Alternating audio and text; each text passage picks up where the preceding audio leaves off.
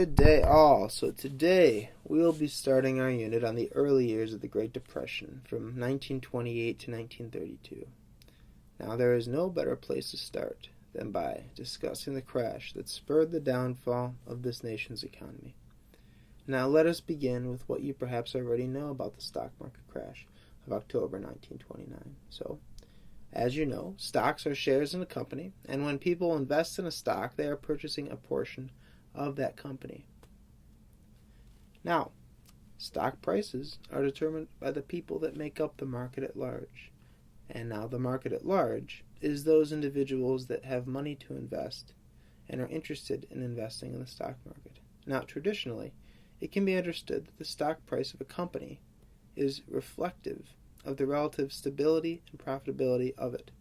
And by this, the stability would be its track record for performance, and the profitability would be its track record for payout in terms of dividends and in terms of growth. Just like any commodity, its value is again determined by how much someone was willing to pay for it, determined by the market at large. In the 1920s, the wealthiest 1% experienced a rise of 75% in their earnings. Nobody in the nation experienced more of a boom time, more of a raise in their earnings than the top 1%. The wealthy of our nation became flooded with capital that they wished to invest.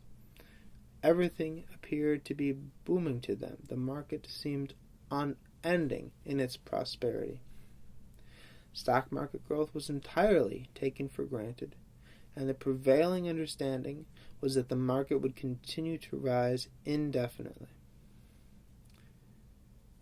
Because of this, investors were exceptionally bullish in their investments, and their confidence in the future made them push the stock prices higher and higher. Stocks became grossly overinflated, and the markets for goods became overly saturated. Now, overinflation occurs when the price of a stock is exceeding its value relative to its actual profitability and its actual risk of investment. Investors were clamoring to invest so much so, clamoring to put their money into the market, and with the belief that the market would continue to grow indefinitely. And they did not properly gauge the risk involved, did not properly gauge the profitability of the company, and as a direct result, the prices were not reflective of the company's worth. Now, this is a dual-edged sword, because with this overinflation of the price, the companies gradually as well became oversaturated in terms of their consumer bases. Companies lost their customers because their customers no longer required their goods and services, at least in the quantities that they had been previously. For example, take an automobile. If the country wants to buy automobiles, and nobody really has them, I think it was 1 in 15 had them in 1920, and by 1929 it was 1 in 5 people in the United States had a car, I think it was. Now, because of those figures, you can imagine, you can figure that those in 1920, those 14 individuals that did not have a car would perhaps be interested in a car. And of those 14 individuals, perhaps 10 of them could afford it. So those 10 individuals would buy the car, and once they purchased the car, they wouldn't need to buy another one for a good while. So the mass production that resulted in that huge demand initially for a car died down rather quickly once everybody had one. And that set the tone for the speculation that was to come. That set the tone for the crash that was to come, for the sudden lack of confidence in the market. Now, continuing through, though, however, we can understand that, again, that investors were exceptionally bullish because of the perceived notion that the market would continue to rise, bullish as being very confident in the market. And because of this confidence, they were willing to push stock prices continually higher and higher, pushing the limit even further and further of what people are willing to pay. Now, Saturation, again, occurs when businesses that sell products overproduce beyond the demand of their consumer. And this results in the stagnation of the particular market. And you can understand a phrase, actually, that might shed some light on this, is that they don't make things like they used to. Now, that phrase is giving credence to the fact that modern products are often designed to fail and require replacement after a prescribed amount of time. Now, through designing products that customers want to buy, but that also break down, businesses can control and maintain the market for their product. And this was not really so in the 1920s, where industry and business were more focused on rapid expansion and growth and outcompeting their competition than maintaining a consumer product base. Now, in October of 1929, the high speculation of investors caused a rapid and dramatic decrease in investor confidence, which caused many to sell. This process began in March of 1929, when the Federal Reserve publicly cautioned investors against brashly overspeculating. As you know, the 20s investors wished to push stock often would take out a loan through a bank, in which the bank would pick up a portion of the cost of the stock.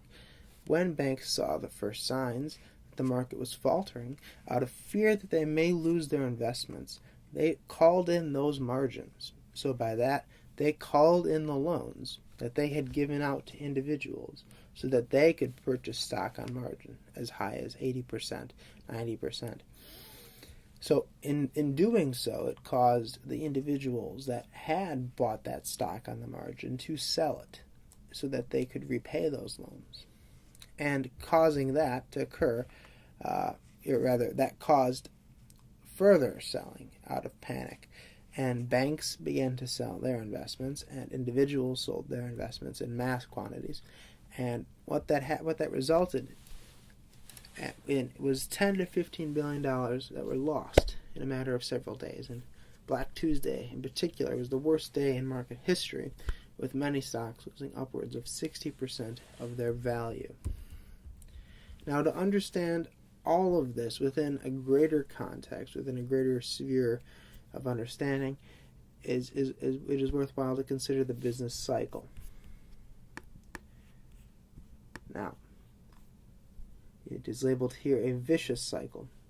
So you can see here, this cycle is a portion of the greater business cycle that you have learned about in class. And you can see here that overproduced goods results in the layoff of workers, which results in no money to buy goods, which results in fewer produced goods, which then results in more laid off workers. And I'm sure you're familiar with that from the activity today. Now, it is also worthwhile to consider how it is not only the wealthy that were to blame for the crash. It was also the middle class in a lot of ways, because the middle class wished to purchase and get in on this get-rich-quick scheme that was the stock market, that seemed to be a foolproof opportunity to enrich yourself.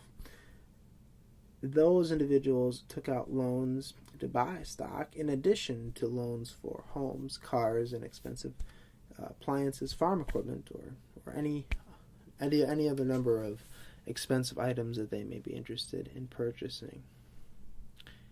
Now, the sharp decrease in demand, which resulted from the stock market crash and the hoarding of money and the disappearance of $10 to $15 billion rather, resulted in the layoffs and the unemployment of all these individuals. And then those individuals, of course, could not pay back their loans, and it was the vicious cycle that you understood in class today, and that I hope you understand in general how it occurs.